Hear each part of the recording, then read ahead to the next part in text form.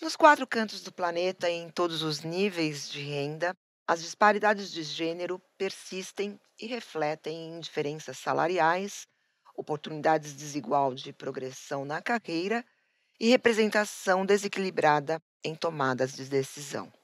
No Brasil, o mercado publicitário foi durante muitos anos uma área predominantemente ocupada por profissionais do sexo masculino. Ainda estamos longe da equidade, mas felizmente a gente já coleciona alguns excelentes exemplos de protagonismo feminino no nosso mercado. Mais do que liderar, elas são responsáveis por implementar mudanças que estão revolucionando as suas companhias. E neste episódio, a gente vai falar sobre gestão de mudança, como essa gestão impulsiona os negócios, a batalha de se chegar ao topo e o desafio de se manter-se atualizadas.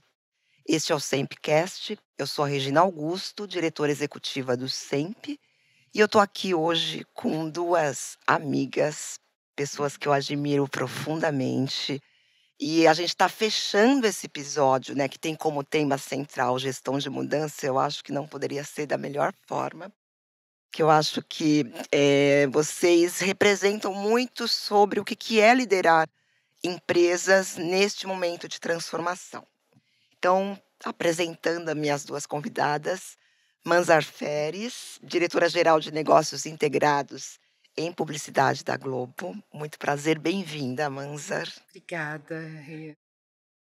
E do meu lado, ou do lado da Manzar, a Daniela Cachiche, presidente de Filter Beverages, que é a divisão de produtos dedicados a alcoólicos que não sejam cerveja da Ambev. Bem-vinda, Dani. Obrigada, Rê, é um prazer estar aqui. Bom, eu acho que é legal, vocês contarem que a Dani já está no mercado publicitário há mais tempo, a Manzar está há uns 3, 4 anos mais ou menos, né, 3 Manzar? anos. 3 anos. Gente, parece muito tempo, né. Parece É que muito depois da mais. pandemia, a noção de tempo, né, que a gente mudou muito, assim. Então eu quero começar até por você, Manzar, pra você contar um pouquinho da sua trajetória, rapidamente, resumidamente, e o que te trouxe até esse momento atual e esse desafio de fazer essa grande transformação na Globo? Legal.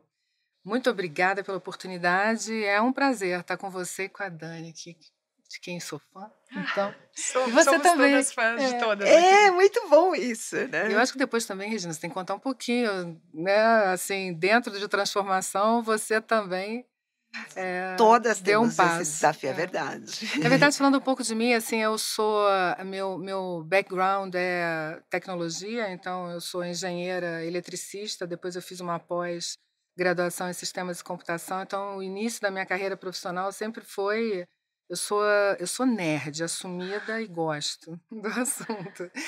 Mas, enfim, uma série de coisas e oportunidades durante essa trajetória e eu acabei, também tendo uma formação lá no início da carreira em consultoria, o que foi muito bacana, porque, a consultoria te dá também essa formação básica orientada para mudança, para transformações, para uma série de coisas.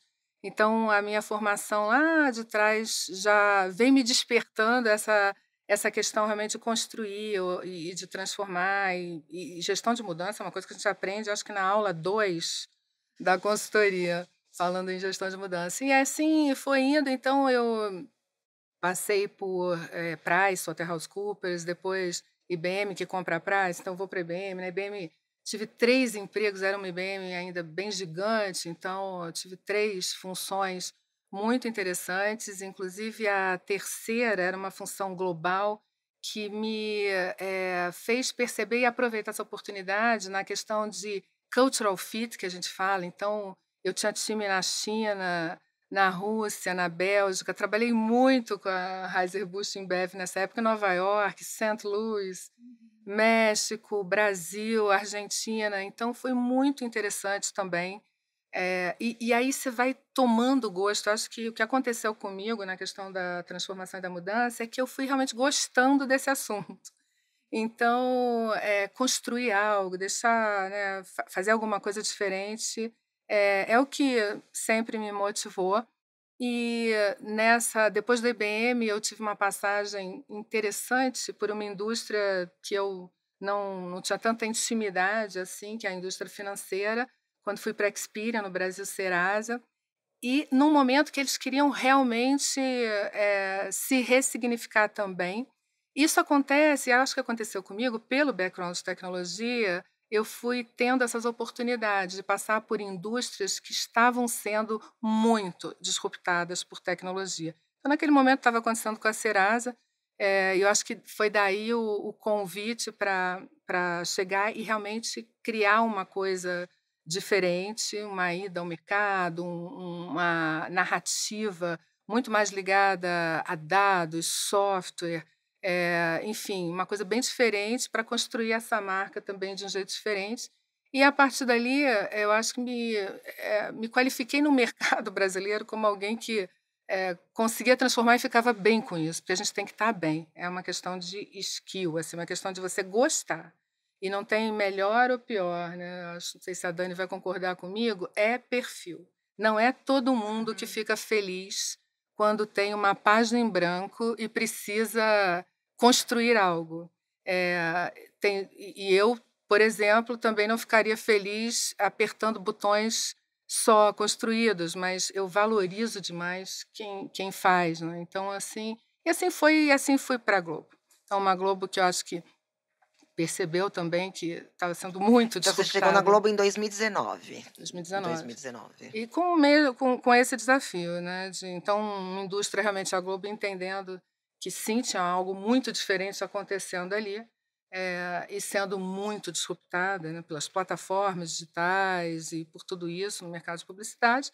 Então foi assim, então foi uma trajetória onde eu mesma fui gostando da história de transformação, e aí você vai gostando, você vai fazendo, você vai se conectando, né, e ficando aberta a isso.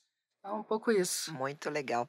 E que interessante, Dani, porque vocês têm IBM aí, acho Eu que ia falar isso como agora. foi? Porque eu sei que eu já ouvi essa história, Seu do seu pai, não é? pai, Meu pai trabalhou exatamente. 26 anos na IBM Olha. e eu, quando me formei, para eu me formar, eu sou formada em administração, eu não fiz Hum. marketing.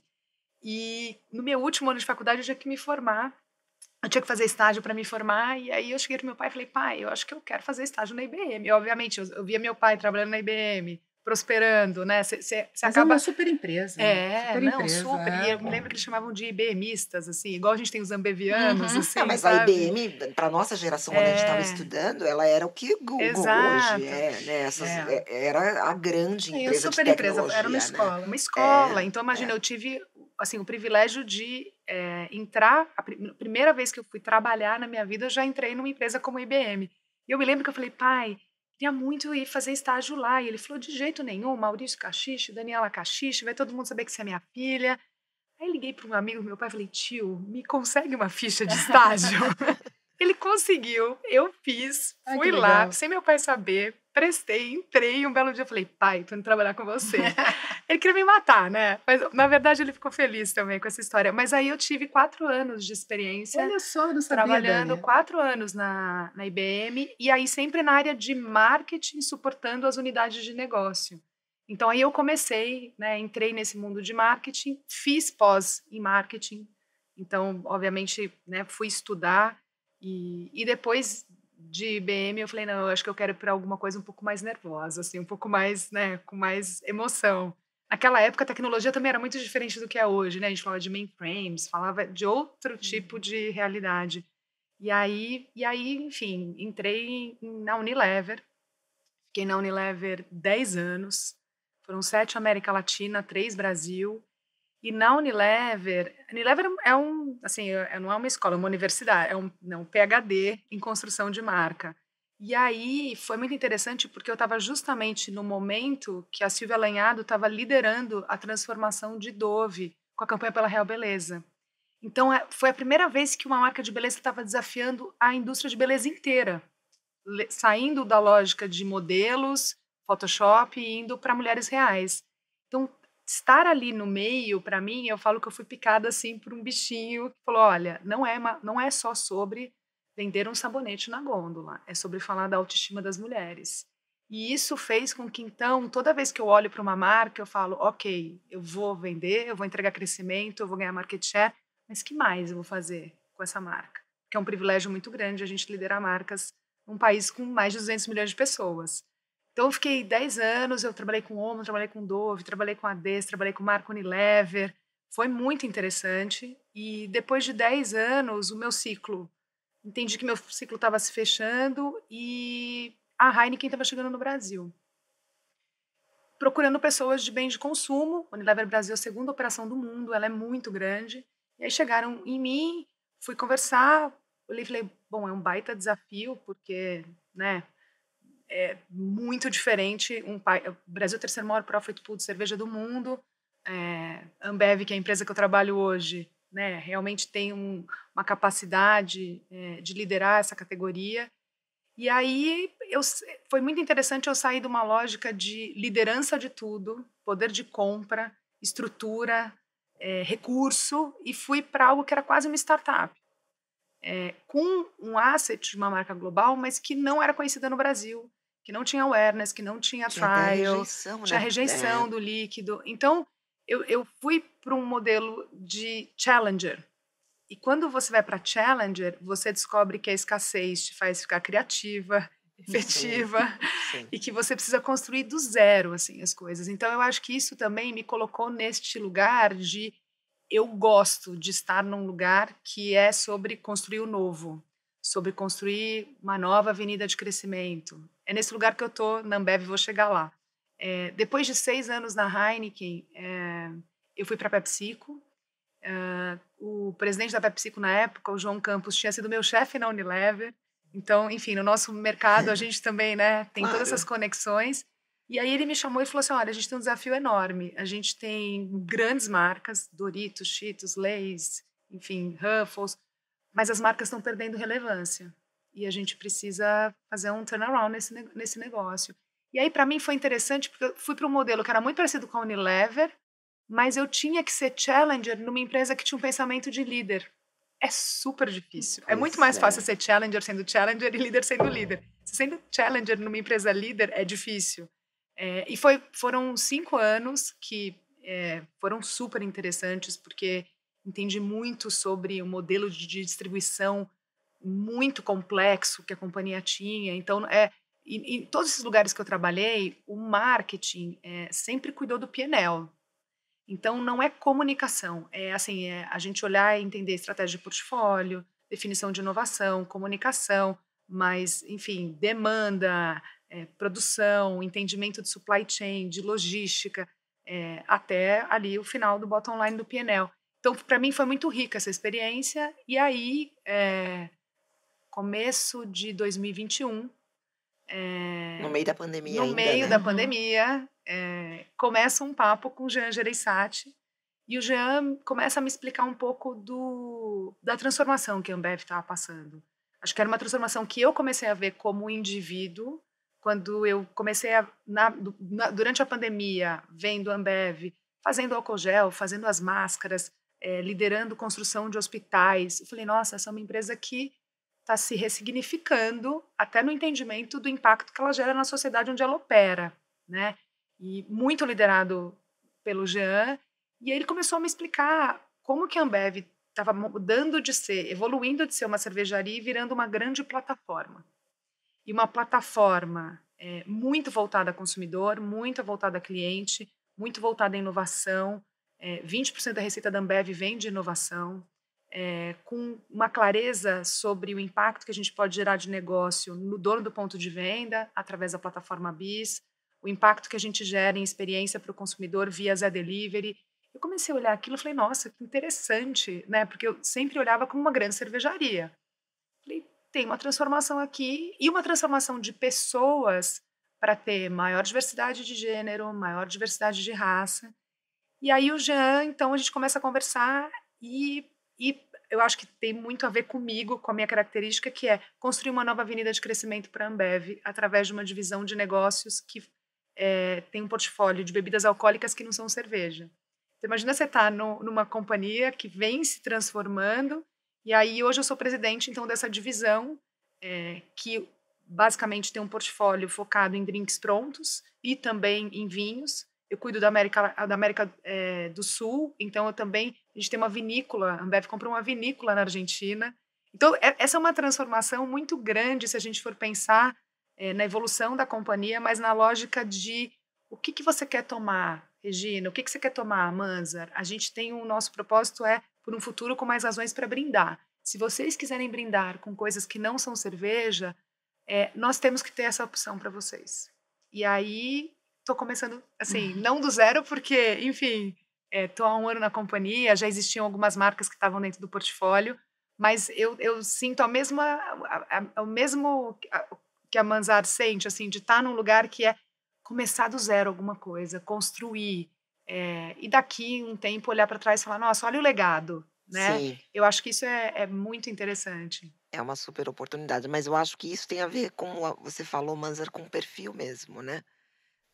Não tem Eu dúvida. não me assusto com até por ser jornalista, então tela em branco ou papel em branco para mim é muito inspirador. Mas aí eu acho que no seu caso específico, né, o tamanho, a força e o poder que a Globo tem, né, no imaginário de qualquer brasileiro, né, e aí a gente está falando de subjetividades, né, que foge do negócio concreto, de trazer resultado, enfim. Mas aí são muitas camadas de influência que uma marca como a Globo tem, e você chega numa área que pela primeira vez, vinda de um outro mercado, a primeira vez que uma mulher assume essa área, e dentro de uma grande transformação da companhia, né, culturalmente, um outro posicionamento. Eh, o que que te fascinou e por onde que você começou essa jornada, né? A gente está gravando esse episódio uma semana depois do evento de Upfront 2023, que foi incrível, né, vocês aí fazendo anúncios importantes. Agora indo mais ainda avançando nesse posicionamento de ser uma grande media tech, enfim, conta um pouquinho aí dessa sua jornada, pra gente. Você sabe, Por onde que você começou na hora que você viu o então, gente, aí eu papel em tô branco? ouvindo a Dani contar essa história da gente ir se apaixonando, ir criando, esse vínculo, né, e como vocês falaram: "Nossa, só tem 3 anos". É que é muito intenso quando a gente realmente se apaixona por algo, se apaixona pelo desafio, vamos dizer, né. Uhum. Então, assim, quando a Globo me procurou a primeira vez, eu achei muito curioso e muito inusitado. Eu realmente, até na minha posição lá na Serasa, eu tinha, digamos assim, a área de receita, então tinha área comercial, customer experience, tinha marketing, uma pessoa sentada na cadeira de marketing. Mas com um desafio completamente diferente, sem vasos comunicantes com, por exemplo, um veículo de massa, no caso, naquele momento, TV Globo. Mas, e eu até pela minha educação, como era na minha família, assim, a gente não tinha uma conexão muito grande com TV, por exemplo. Então, sempre na minha casa era uma coisa mais música, outras coisas, né. Então, eu achei muito curioso quando a Globo me procurou, eu falei: "Gente, não sou essa pessoa". Acho que se enganaram um pouquinho.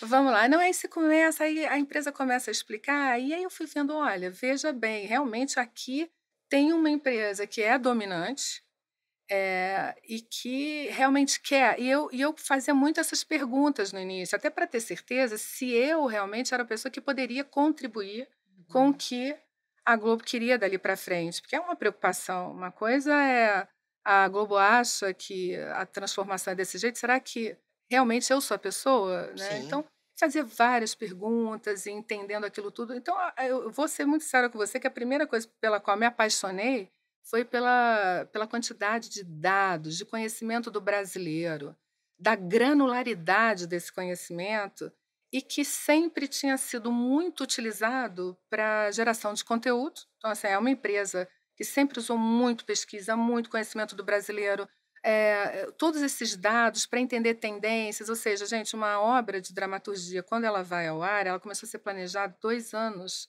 antes. Então, é impressionante como essa empresa tem uma capacidade de entender quais são as questões que a sociedade vai discutir 2 anos para frente. Isso se faz com muita pesquisa e com muita a força da rede, né, que é uma rede que está presente no Brasil inteiro, através da rede das afiliadas, e todo esse conhecimento, esses 1.200 jornalistas espalhados e mais todos os, né, os talentos. Então, é bem impressionante. E a captura de dados também, porque com a construção das plataformas digitais e tudo mais, já muitos brasileiros já passavam aí pelas plataformas digitais, então a identificação única de quem passa ali, que a gente chama de Global ID, já é uma quantidade enorme. Então, eu falei: "Nossa, isso tudo, se a gente conseguir realmente organizar isso e colocar, à disposição do mercado publicitário, realmente temos uma, né, uma via, assim, uma jornada aqui que pode ser interessante para o que é o novo, para o que as marcas procuram, no mercado de publicidade".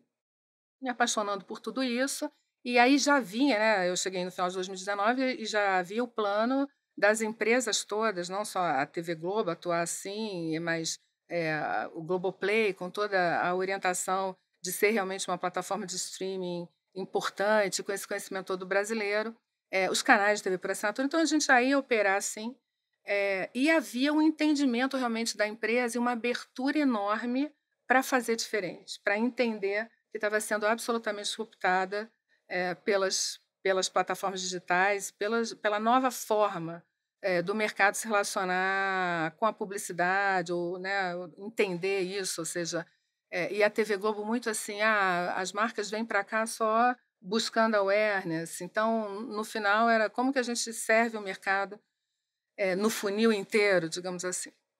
Então, me apaixonei por isso e pela vontade da empresa realmente de investir em tecnologia. Então, eu fui descobrindo coisas assim, 1/3 da empresa estava em tecnologia. Dos 15.000 colaboradores, 1/3 estava na área de tecnologia, fora os outros. Eu mesma, na minha unidade de negócio, tenho lá quase 100 cientistas de dados. Então, a gente realmente é uma empresa que quer usar isso tudo para fazer um melhor mercado. E, então, assim, eu tive muita liberdade desde o início.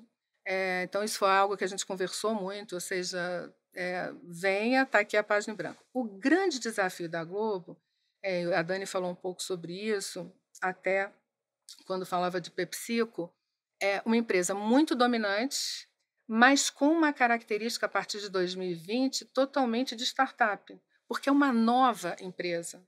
Aquelas empresas separadas, na hora que elas se juntam, Virou uma ela virou uma outra uma empresa. outra Então, empresa. eu cheguei há 3 anos, todos os meus pares, assim, é uma empresa, onde as pessoas ficam muito tempo, se movem, Sim, encaram os Igualzinho, desafios, né? não é? interessante, né. E isso foi uma coisa também, ou seja, eu sou, digamos assim, eu tenho menos tempo de casa que todo mundo, então, Eu isso é uma também. vantagem, não é, É, porque a gente faz é. perguntas, não é, É, Dani? Então é. a gente não tem todo esse histórico e às vezes a gente pode até fazer uma pergunta que pode parecer boba, mas a gente faz muitas perguntas que talvez as pessoas já tivessem feito no passado e tivessem desistido, é normal. E ali, o que eu aprendi desde que eu cheguei? A ter um respeito enorme por tudo que a empresa construiu até aquele momento. Então, uma coisa muito interessante das empresas que são muito dominantes é que elas chega um momento que elas precisam entender que o que as trouxe até um determinado ponto não necessariamente vai levá-las para os desafios seguintes. E os desafios, eles são compostos, eu acho que na maior parte das vezes, e até com esse meu histórico de passar por muitas indústrias e muitas empresas, ele é muito feito pelo ecossistema competitivo. Então, as empresas elas se movem, é claro, elas definem suas estratégias e tem muitas coisas que passam por decisões de investimento, enxergar lá na frente, mas elas precisam encarar um ecossistema né, competitivo que vai se formando a despeito delas, né. Então o que aconteceu com a Globo é isso, então, de uma empresa muito dominante, a tecnologia trouxe outras possibilidades para o mercado e está tudo bem, né? Então, acho que o mais importante é entender que está tudo bem, mas que é preciso rever o que você precisa em termos de capacidade, skills, investimento. Agora a gente precisa investir conteúdo sempre, mas o que mais a gente tem que fazer em tecnologia? Então, isso foi muito legal e agora é muito interessante, porque é uma empresa de um legado enorme, então, assim, ela já tem um share, né, um market share no mercado muito importante, então a gente tem que manter isso e construir as vias de crescimento. Então, quando eu falo da minha unidade de negócio, que é essa que precisa defender o que tem, entendendo onde vai fazer os trade-offs e crescer, a gente precisa construir um time também que seja capaz disso, encarar e fazer sempre melhor o que sempre fez tradicionalmente por muitos anos. Então, assim, não matar, é se transformar ali um pouco também, mas na hora que a gente fala de autocrescimento, a gente precisa construir o novo. Então, é interessante. Os Super. desafios são interessantes nesse sentido. Então, foi isso. Não, mas é bárbaro isso. E tem Não, é similaridades, super né, enquanto interessante essa similaridade, porque assim, a Ambev também as pessoas ficam, tem muitas pessoas que têm mais de 20 anos de companhia. Então, eu tenho muito respeito por uma empresa que tem esse legado, né, tem esse impacto no nosso país, não só no nosso país, mas fora dele também. Mas, ao mesmo tempo, uma empresa que entende que os últimos 20 anos foram incríveis, mas a gente não consegue repetir exatamente os últimos 20 anos dos próximos 20. Para a gente fazer os próximos 20, o mundo mudou, o contorno mudou, as pessoas, os hábitos mudaram, as categorias mudaram. Então, eu acho super interessante a combinação de pessoas que têm muito tempo de companhia, que têm a história de como a companhia chegou até aqui, mesclada com pessoas como eu e Manzar, que, né, chegamos no mercado com outra experiência que é complementar e que essas duas experiências juntas, para mim, é que formam a potência dos próximos 20 anos. Então, perspectivas diferentes, experiências diferentes, provocações diferentes. É muito interessante você chegar e provocar. E a provocação é sempre para levar a gente para um lugar melhor, né? É o que eu chamo assim de uma tensão construtiva que acontece. Então, as empresas que têm essa coragem, porque é mais fácil você ficar no status quo e falar, sim, né, o que me trouxe até aqui é o que vai me e fazer ficar na chegar lá, inércia ali, na né. inércia. É. Então, quando as pessoas falam assim, você não acha arriscado inovar? Eu falo, arriscado é você manter o status quo num mundo que se transforma todos os dias. Se você, assim, a inovação já vai fazer você não perder. Não é nem necessariamente que você vai ganhar. A inovação vai fazer você ficar relevante. E aí você pode, obviamente, ficar mais do que relevante, né? Você pode ter uma projeção ainda maior. Mas, e aí eu vejo como é interessante quando a gente tem na mesa mentes diferentes, com experiências diferentes, para olhar para o mesmo problema, para o mesmo desafio de negócio, e o quanto isso é mais potente, assim. Hoje a gente tem, por exemplo, 5.000 vendedores, a gente tem 5.000 pessoas em tech, né? Quem diria? A gente estava olhando outro dia também como que era a atratividade, assim, pessoas que estão se formando e que querem entrar em trainee na Ambev. No passado era muito sobre vendas, business. Hoje você tem ali uma turma que está vindo de faculdade de tecnologia querendo trabalhar na Ambev. E, historicamente, isso não seria algo que faria sentido. Hoje em dia, quando você tem 5.000 pessoas trabalhando na Ambev Tech, quando você tem uma plataforma como o BIS, que conecta a gente com mais de 1 milhão de pontos de venda no Brasil, como o Zé, que tem mais de 60 milhões de pedidos, é sobre tecnologia. A tecnologia é um enabler para a gente continuar criando essas relações e a relevância de negócio. Então é super interessante você estar nesse lugar assim e ser um pouco essa ponte entre, né, as pessoas que estão ali que construíram, mas também um futuro que vai ser diferente do que trouxe a gente até aqui. Eu acho interessante ouvir também vocês duas, porque eu acho que tem uma mudança de cultura e de pessoas, né, assim, são outras pessoas. Acho que essa agenda de inovação, essa agenda dos últimos 4, 5 anos, onde diversidade e inclusão passou a fazer parte da agenda de qualquer liderança, também é muito sobre isso, né. A gente estava falando antes da gravação que você também lidera na Globo o grupo de mulheres ali internamente, né. Conta um pouco sobre essa jornada da diversidade também nas cadeiras que vocês ocupam e como vocês, como lideranças, puxam isso. Regina, é um caminho sem volta. Da mesma forma, Dani falando, né, assim, inovação não tem escolha. A gente não pode escolher inovar ou não inovar. Se você quer ser uma empresa Relevante. perene, você tem que fazer coisas diferentes o tempo todo, porque com certeza seus concorrentes estão fazendo. Então, ou as pessoas que consomem seu produto ou seu serviço também fazem de uma forma diferente. Então, assim, essa questão da inclusão, da diversidade, é algo assim. E quando eu participo de mesas de discussão, né, da questão da inclusão, de gênero, da diversidade, a gente, assim, o que que eu desejo? Que a gente não precise mais falar nisso. Até, Sim, Dani, você escreveu um artigo exatamente. falando sobre isso, eu achei muito interessante. Infelizmente, a gente tem que ficar ainda falando sobre Ainda isso. é. Então, é um caminho sem volta. Os temas de ESG estão aí.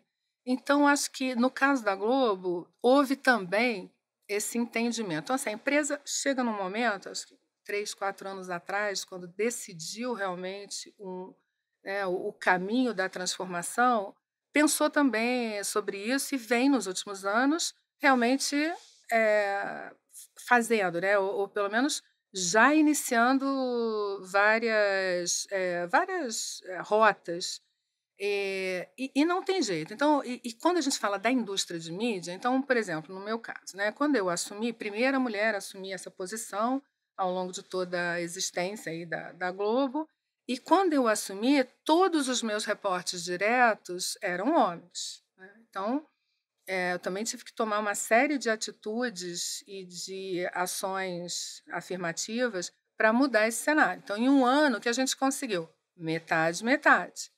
Agora, eu preciso fazer com que isso seja realmente algo estrutural, né? Então, assim, a gente tem que Isso. mudar e tem que ser estrutural. Assim, eu, não, eu tenho que construir, é esse o meu objetivo, e é isso que a gente discute lá na Globo, é a gente encontrar um modelo onde as pessoas naturalmente entendam que é esse o caminho. Imagina numa indústria de mídia, onde a gente tem que criar produtos, serviços, a gente tem que comunicar, trazer campanhas, ser um lugar onde a gente possa ser um lugar criativo até para as marcas, onde eu não tenha a representatividade da pirâmide social brasileira, social também, de raça, de gênero e tudo mais. Então, nós temos desafios, agora a empresa quer fazer isso também, é algo que era um inegociável até na minha vida profissional. Então, como eu comecei na indústria de tecnologia e ela é muito masculina até hoje, então eu aprendi também, a IBM foi uma escola para mim, foi uma das empresas que no Brasil começou a falar sobre o assunto da diversidade antes das outras, até por uma necessidade de atrair talento. E isso é outra coisa, a gente precisa atrair talentos, os talentos são disputados. Sim. E então precisamos todos ser empresas que acolhem os talentos com toda a sua diversidade, seja racial, seja nas questões LGBTQIA+, ou de gênero, não importa. E vem outros, né? A gente vai falar muito rapidamente de etarismo e realmente da diversidade social. Então, é uma questão que está sendo tratada na Globo com muita seriedade, com muita estrutura. Então, os planos, a gente tem planejamento, a gente vai começar a medir a execução de cada um de nós, do comitê executivo, em relação a tudo isso. Eu, obviamente, já vinha, né, sempre na minha vida profissional trabalhando na questão de equidade de gênero, mas as questões de diversidade sempre foram parte da minha pauta e foi um inegociável também, é um inegociável. E a empresa tem apoiado todas as iniciativas, a gente assumiu, né, assinou o Pacto Global agora em relação aos compromissos de ESG, e diversidade nas telas e fora delas é um dos compromissos, e a gente vai publicar agora as metas em breve, então estamos no caminho e a gente tem que fazer, a gente tem esse compromisso até com a sociedade brasileira de fazer isso em tudo que a gente cria de conteúdo, de esporte, jornalismo e entretenimento. Teremos agora a primeira narradora mulher narrando os jogos da Copa do Mundo na TV Globo. Vamos fazer do futebol feminino no ano que vem algo bem interessante. Sim, porque vai ter a Copa do Mundo das Mulheres, Vai né? e temos os direitos, né, de transmissão de todos os campeonatos, maiores campeonatos do futebol feminino. Então, internamente também a gente vem discutindo isso, de como a gente vai fazer. São mensagens que a gente passa para a sociedade, ou seja, como que uma Globo, com o poder que ela tem, como é que a gente consegue criar isso, né? Criar outros territórios onde a gente coloque as mulheres brasileiras, né, mais no esporte, porque merecem. Então, está sendo um desafio bastante interessante, de novo, com todo o suporte da empresa, que realmente entende que isso é necessário. E isso é inovação também, né? A diversidade nada mais é do que um dos requisitos para a inovação. E aí eu queria, mas até comentou do seu artigo na Fast Company que teve uma repercussão incrível, né? E até eu me lembro de comentar com amigas mulheres, falando: puxa, tem um ponto aí que é importante, mas a gente, infelizmente, ainda carrega essa camada de ser mulher, de ter que falar sobre questões de gênero e não falar só de negócios ou de pautas mais específicas dos negócios que a gente lidera, né? Mas conta um pouquinho dessa sua visão. Eu sou bem pragmática com relação a isso. Assim, na minha cabeça, é sobre ser relevante para uma população que eu quero que me consuma. Assim, do ponto de vista de negócio, eu acho que às vezes a gente olha muito sobre o lado da generosidade. Eu acho que não é uma generosidade, eu acho que é uma reparação que tem que ser feita, pensando que se a gente tem num país de mais de 200 milhões de pessoas, 56% não são brancas e 52% não são homens, por que que a gente chama de minoria? Por que que a gente invisibiliza ou a gente não coloca essas pessoas para tomada de decisão de negócios para que isso gere mais consumo, isso gere mais crescimento? Então, eu sou muito pragmática, porque para mim tem a ver sobre ser relevante para uma audiência, ser relevante para um consumidor, ser relevante para as pessoas que eu quero que me consumam. Então, no momento onde a gente tem essas pessoas sentadas nas cadeiras de tomada de decisão, elas vão trazer uma perspectiva que não é homogênea, ela é heterogênea.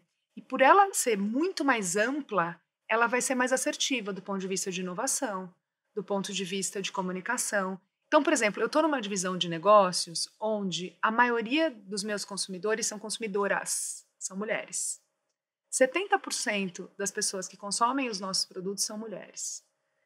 Por quê? Porque são produtos que são compostos por gin, por vodka, por rum, vinho. Então, a gente sabe que tem um perfil de consumidoras que preferem esse tipo de bebida alcoólica versus cerveja. Se eu não tiver mulheres sentadas ali entendendo o que é relevante para as mulheres, é muito difícil que eu vá acertar com um time 100% de homens que vai conseguir ser relevante para mulheres. É muito difícil. Ele precisa ser 100% de mulheres? Não, porque a gente também tem pessoas que são homens que consomem os nossos produtos. Então, quando eu estou falando de Beats, estou falando de uma audiência super jovem. Quando eu estou falando de Mike's, que é uma marca global que a gente lançou no Brasil finalzinho do ano passado, e esse ano vem crescendo 2 dígitos, eu estou falando de limão com vodka. Então, quando a gente pensa em Isla, que é um produto, que é um drink de gin com frutas, 90% da minha audiência são mulheres, porque elas querem. Então, assim, se eu não tiver mulheres no meu time, como que eu posso ser relevante, até do ponto de vista de posicionamento, de comunicação? Quais são os sabores que a gente vai lançar, os novos sabores que a gente vai lançar? Então, para mim, Regina, está ligado a crescimento sustentável de negócio. Está ligado a gente colocar essas pessoas para tocarem o business.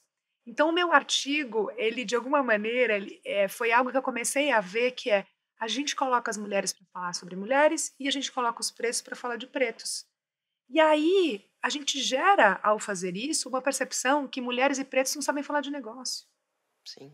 Mas será que a Que é gente uma não caixinha está muito limitada, construindo né? essa narrativa? A Sim. gente vem construindo essa narrativa. O mercado vem construindo essa narrativa, que é mulheres são chamadas para eventos, para painéis de mulheres. Eu penso em mim. Eu estou numa das maiores empresas de bebidas do mundo, construindo uma nova avenida de crescimento pautada em inovação para trazer consumidores incrementais para a companhia, para gerar uma receita incremental para a companhia, e vocês realmente só querem que eu vá falar sobre como é ser mulher e ser mãe? Eu fico um pouco abismada com a falta do entendimento. A Manzar está numa das maiores empresas de comunicação do mundo, fazendo uma transformação. Vocês só querem saber como é a rotina de como a Manzar acorda e toma café com as filhas dela? E eu não estou dizendo que isso não é relevante, Sim, mas não mas pode não ficar só pode ser limitado só a isso, né? isso. E Claro. assim, eu também já fui a primeira mulher a sentar em tal cadeira. É difícil pra caramba você ser essa mulher. Porque é muito difícil você ser uma voz dissonante num ambiente homogêneo. É muito difícil você chegar com uma figura de mulher e só a sua figura já causa estranhamento. Então você tem que ter muita coragem para sentar lá e para transformar aquele negócio. E às vezes eu fico um pouco chocada com como é raso o entendimento sobre o papel que essas mulheres estão tendo no universo de negócios, vamos falar de negócios. Então foi isso que gerou eu escrever aquele artigo. Mas foi uma provocação incrível, assim. Não, muito legal. Porque é fácil também a gente colocar uma pessoa, ou uma mulher, ou uma pessoa preta, nesse lugar e depois falar, essa pessoa não fala de negócios. Vamos colocar essas pessoas para falarem de negócios. Elas entendem muito, elas trazem uma perspectiva diferente, elas nos provocam. O ano passado, eu tive a possibilidade de contratar 4 trainees para a minha área. E aí eu falei, eu queria contratar 100% de trainees pretos. Né? Obviamente, não tinha essa quantidade, mas eu contratei 75%. Né? Eu só tinha sido líder de trainees brancos até então. Uhum. Essas pessoas, elas me desafiam todos os dias. Todos os dias elas me desafiam. E aí eu vejo o quanto existe o viés. Sim. Eu sou uma mulher branca. Eu sou mulher, mas eu sou uma mulher branca num país onde a gente sabe que ter a pele branca tem uma série de consequências. E aí é muito interessante o quanto que eu vou me transformando como líder e entendendo como eu posso ter um olhar mais plural, mais relevante para aquelas pessoas. E todos eles são jovens, são pessoas que eu quero que as minhas marcas dialoguem. Então, isso abre uma perspectiva sobre como que eu expando a minha audiência, como que eu sou mais relevante para essas pessoas. E eles me ajudam muito a mostrar o quanto a gente pode ser, enfim, mais potente, né? Pensando como a gente expande e não fala só com 50%. Porque do ponto de vista também de negócio, se eu só falo com 50% da minha possível audiência, eu estou limitando em metade do meu crescimento. Então, eu trago essa perspectiva bem pragmática, sabe? Da gente sair desse lugar de uma bondade e entender que isso é ser relevante para um país que tem esse percentual de recortes e que a gente quer continuar crescendo. Exatamente. Né? Então, é sobre isso. Não, eu acho bárbaro isso. E a gente, infelizmente, tá indo para o final, mas eu queria um pouco falar sobre... vocês estão há pouco tempo, relativamente pouco tempo, nessas cadeiras que vocês ocupam, mas eu fico curiosa um pouco como que vocês planejam o próximo passo, assim. Então acho que para a gente encerrar essa conversa, né, o que vocês vislumbram para a trajetória de vocês, para os negócios que vocês lideram, como o próximo desafio ou o próximo passo, e como que vocês se planejam para isso? Porque eu acho que vocês chegaram até aqui onde vocês estão muito porque vocês têm essa visão estratégica e desenharam essa trajetória super bem sucedida, né? No seu caso, Manzar, como que estão aí? Você está no meio dessa travessia, dessa transformação, né? Então, Regina, no meu caso especificamente, bom, primeiro, por perfil, eu preciso admitir que eu nunca fui uma pessoa que conseguiu, é uma incapacidade de pensar no futuro muito distante. Então, desde muito nova, eu vivo tanto o presente e eu tenho uma vontade enorme de ser feliz. Então, todas as vezes que eu estive numa função onde eu comecei a ficar um pouquinho menos feliz, né? Então, eu nunca chego a ficar totalmente aborrecida. Mas quando eu percebia isso, naturalmente, eu começava a pensar em alguma coisa e alguma coisa ia acontecendo. Acho que porque eu me colocava mais disponível e tudo mais. Então, assim, a minha vida profissional foi acontecendo. Ela não foi algo construído, assim, eu vou fazer esse passo, depois eu vou dar aquele passo. As coisas foram. E isso é muito interessante, porque a gente trabalha e mora e vive num país que é muito imprevisível, né? Por uma série de razões. Então, quando a gente diz que o Brasil é para fortes, os brasileiros eles estão acostumados a isso, aquilo, a próprias transformações, a resiliência. Então, eu acho que eu sempre fui muito aberta a olhar as oportunidades, assim, à medida que elas iam acontecendo. E elas foram acontecendo, curiosamente falando, à medida que eu fui ficando menos feliz com algum desafio. Então, isso foi sempre e continua sendo hoje. O que acontece hoje é que eu estou muito inserida numa indústria e eu brinco ali com o meu time o seguinte: olha, o chão se move constantemente, não tem o gol é por ali, mas ele vai se mexer. É uma indústria, a indústria de mídia, né, a indústria de comunicação, ela é muito disruptada. Então, de 3 anos atrás, quando eu cheguei, hoje já temos muitas novidades. Então, e como isso faz parte do meu perfil, daquilo que me faz mais feliz, da transformação sempre, eu não consigo me imaginar hoje dizendo assim, meu ciclo vai se fechar no momento que eu entregar alguma coisa. O alvo é tão móvel que eu não consigo nem dizer hoje quando é que vai acabar a transformação. Então, enquanto houver transformação, eu percebo que eu fico muito feliz. Então, assim, hoje eu não consigo te dizer onde vai, qual vai ser esse fechamento. Mas você já deu uma Entende? dica aí de uma característica, inclusive, muito millennial, que é essa coisa de colocar o bem-estar e a felicidade como o drive que é o que te move, né. É o que me move. Eu acho que isso para mim é um super takeaway dessa conversa, e é uma questão que a pandemia trouxe muito isso, né, da questão da saúde mental, de você estar bem, de você estar feliz com o que você faz, do mercado de trabalho e o mundo corporativo ser questionado pelas novas gerações. Eu acho que porque durante muito tempo, acho que todas nós, a gente é mais ou menos da mesma geração, eh, a gente teve que engolir muito sapo e passar por coisas que hoje eu vejo e aprendo muito com pessoas mais jovens, falando: "Então, isso não está certo, não vamos", e questionar, porque a gente antes enfim, né, esta liberdade de poder escolher estar num lugar que você está feliz, eu acho que é uma super conquista, É um assim. inegociável. E a gente Exatamente, conquista, né, com o tempo de estrada exatamente. e vai entendendo Muito isso. bom. E você, Dani, para a Bom, gente fechar com dado que eu você. estou há um ano da Ambev, Pois é, você tem muita coisa ainda para eu tenho muita coisa. construir, né. Mas sabe, assim, eu não penso mais no próximo passo. Eu penso muito mais em qual é o próximo desafio. Eu acho que durante muito tempo a gente foi construindo a carreira com base, né, nas cadeiras que a gente vai sentar, nas posições que a gente vai ter, nas promoções que a gente vai ter. Chegou um momento na minha vida que eu percebi que não era mais sobre o meu crescimento profissional e era sobre o impacto que eu poderia causar estando sentada naquela cadeira. Então, hoje, por exemplo, meu time tem 61% de mulheres, né? Mas a gente ainda não tem 60% nem 50% de pessoas pretas. Então, tem uma trajetória aí para chegar lá. Então, eu olho hoje, primeiro eu quero continuar fazendo o que eu estou fazendo, porque eu estou adorando construir uma nova avenida de crescimento para a Sim. companhia.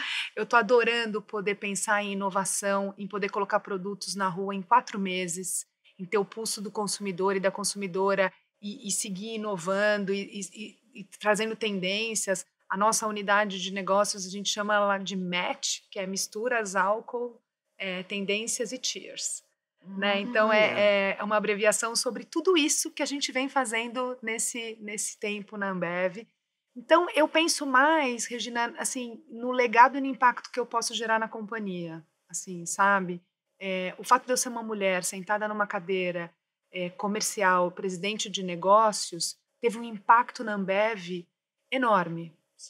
porque as mulheres puderam olhar e falar, bom, mas se ela está lá, eu também então posso chegar lá. Né? Então eu penso muito mais no impacto que eu posso gerar e como eu posso ajudar a transformar, como eu posso ser um agente de transformação dentro da Ambev, seja do ponto de vista de negócio, de crescimento, mas também de transformação cultural ali dentro, do que, eu almejo agora esta próxima cadeira.